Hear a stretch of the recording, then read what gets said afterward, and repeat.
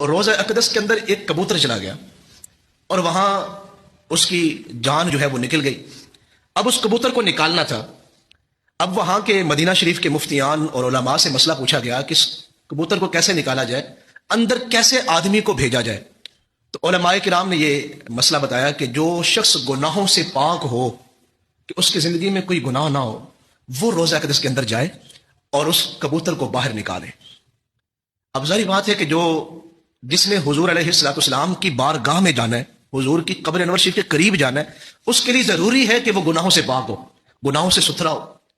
تو وہاں کی انتظامیہ نے پھر کہا کہ کوئی 4-5 سال کا بچہ ڈھونڈتے ہیں جو نیک فیملی کا ہو, کہ اس گھر میں یہ مختلف قسم کے جو معاشرے میں رائج گناہ ہیں وہ پوری فیملی ان گناہوں کے قریب نہ ہو, اور 4 سال یا 5 سال کا جو بچہ ہے اسے گناہوں کے بارے میں علم نہ ہو.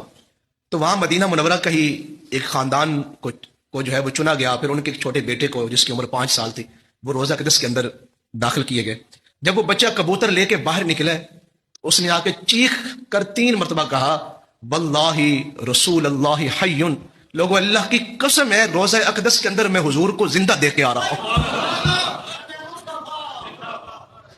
تو زندہ ہے واللہ, تو زندہ ہے واللہ, میری چشم عالم سے چھپ جانے والا.